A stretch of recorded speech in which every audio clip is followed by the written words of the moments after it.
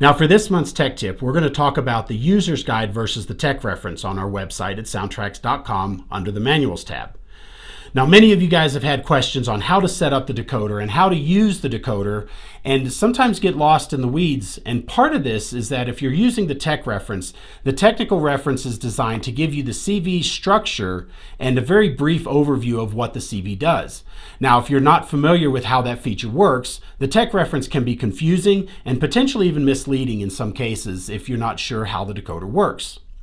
Now, we recommend starting with the user's guide, and we have the user's guide available on our website, and you can go through, and this will help you, if you're a novice all the way up to an expert, understand exactly how the decoder is designed, the how and why the features work the way they do, and how to best optimize them for your models. Now, be sure to read through the user's guide and understand how the decoders work, and based on the way we tell you how to design and set up the decoder.